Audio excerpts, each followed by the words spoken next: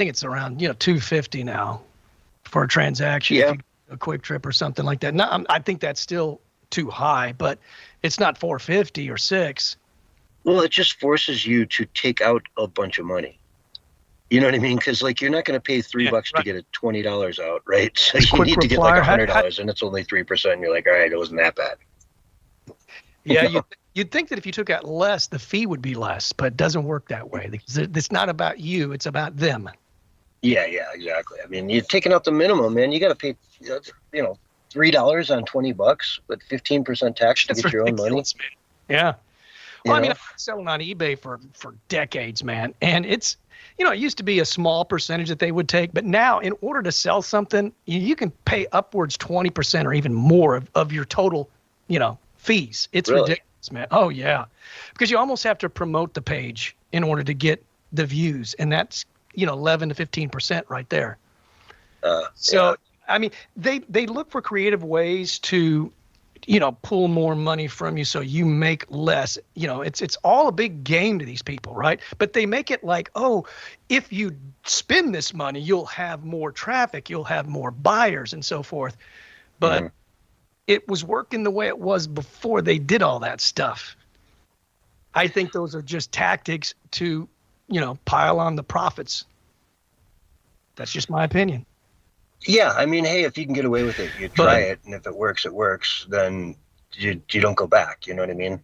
It's like, hey, we raised our fees and we only lost 2% of our clients, but we doubled our income. So yeah, we're not going back.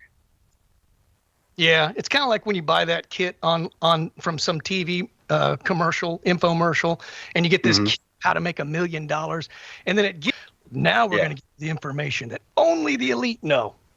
Yeah, and the elite know this. Sell courses on how to get rich. That's how you get rich. Yeah, exactly. Yeah, you make up a presentation, PowerPoint or whatever, and you put it in this book, and you mail it out to people who give you $100. And then guess what? And you repeat the same thing, and you rob people and money.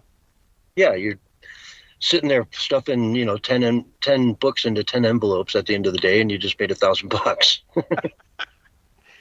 Oh man, it's just I think people are so tired of the corruption, and I've talked about a phrase that I feel like I coined. I haven't heard too many people use it. This season of disclosure, man, so much stuff is coming out, dude, and it like everybody's secrets are like, coming out, dude. I mean, I just follow this stuff daily. It's just kind of scary, man, to think, I don't want to get into it because it's kind of depressing, thinking about all these like crazy things that people you thought were really good people are doing. Like really bad stuff. Yeah, I apologize for that notification. I got a new update the other day on my tablet, and it came loaded with all kinds of opportunities for me to get notifications to play stupid games I have no interest in. So I got to figure out when we're off the air, I'll figure out how to turn that thing off once and for all. But I apologize for that. It's kind of ridiculous. Like, sneak charmer game or something. Like what? Well, play games and win Bitcoin, man. You can become rich playing games. You can. There are games out there that'll pay you in crypto. I don't think it's too much though, because I've looked at it. Yeah.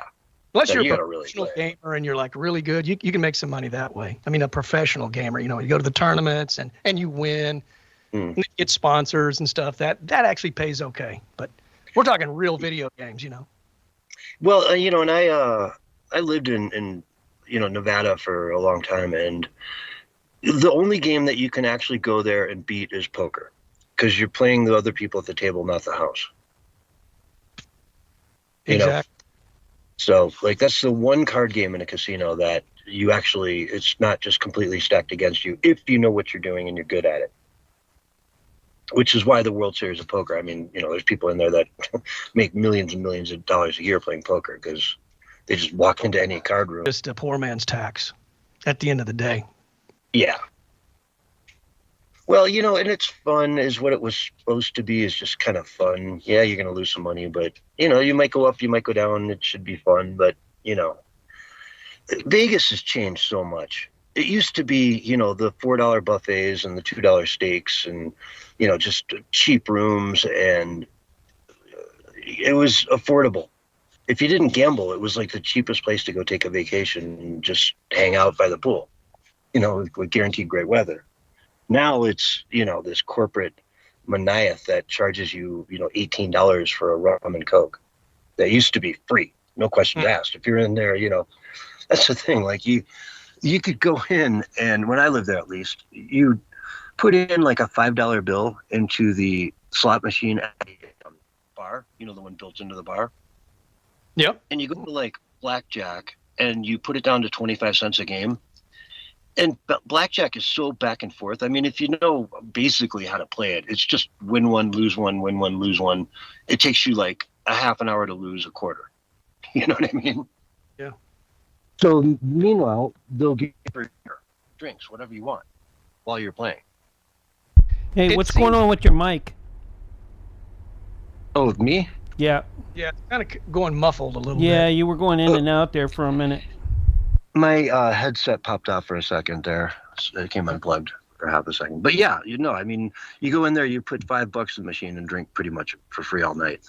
I used to do that on my ski trips out to Lake Tahoe after I was done skiing. Yeah, go in and put. Restaurants used to have little buffets where you'd come to the bar, and if you got a drink, doesn't matter if even if it was a Coke or something, you would get all the food for free. They don't do that anymore.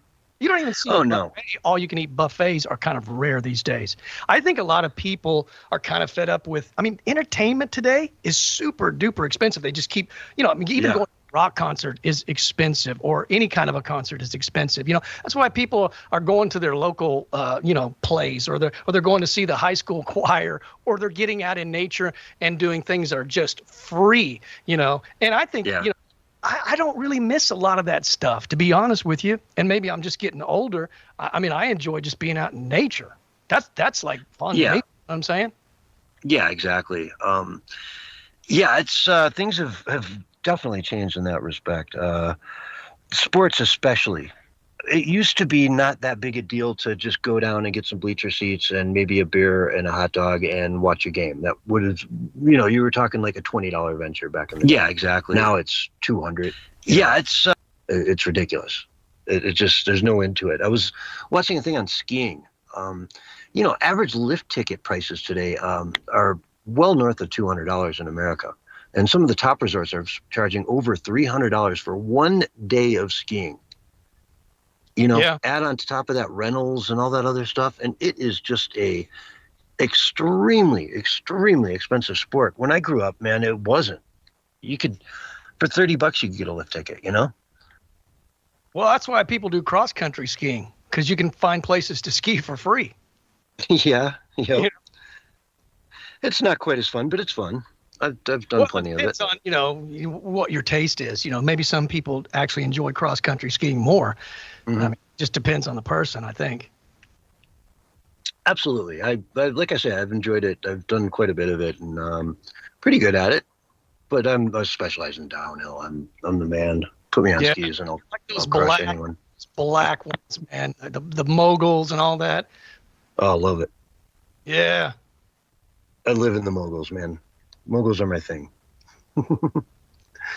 Everyone's shooting for those powder days, man. I'm shooting for the spring corn snow with the moguls, the soft bumps, man. That's my I love that stuff. Did you ever get any video of yourself, really just hitting those slopes? Not so much. Everyone's I never really recorded it. It wasn't, like GoPros were just coming out when I was at my peak. Okay. But I did make the cover of the Lake Tahoe newspaper once. Oh, that's cool. Yeah, I was doing a back scratcher underneath the gondola with the lake in the background. Okay. It was a great photo. Well, were you pretty sky high on that? Yeah, you couldn't see the ground. Sweet. You know what I mean? It was just, it was, what happened is I was out riding up the gondola with this guy, and I'm like, hey, I'm going under here, going out of bounds. What are you up to? And he's like, yeah, can I follow you? I'm like, yeah, sure. And he's like, can I take some pictures? I'm like, yeah, go for it. So we start posing, and I start watching these big, huge jumps and all this powder. I was doing a back. Yeah, it was a big snowstorm that occurred like in April. You know what I mean? That dropped like 3 feet. So they got a photo of me getting air underneath the gondola. Nice. Yeah, it was cool. I was pretty proud of that. I remember sending that to my old boss, who was also a ski bum, and he just lost it. And he was like, "That's the coolest thing I've ever seen." But he's like, "That's going to be my screensaver for the next 5 years." He should have sent you a big old poster, print of it, man. Then you could have hung it up. Yeah, I was lucky to get what I got. There you go. I had to go down there and I had to go, I think, 3 times to actually find somebody inside the actual offices there. One of those things. But anyways, I digress. We're totally not talking about news anymore. We're just talking about life events, which, hey, folks, sometimes it's good to just get away from all this garbage. It's just good to get away from all of it and just, have fun and talk about some cool things in life, Absolutely. Am I wrong, Barry? You can't let it get to you. You got to have healthy routes of escape. I've said that many, many times. And for me, it is nature. I like getting out in nature, man. I like going for jogs. I like going for hikes.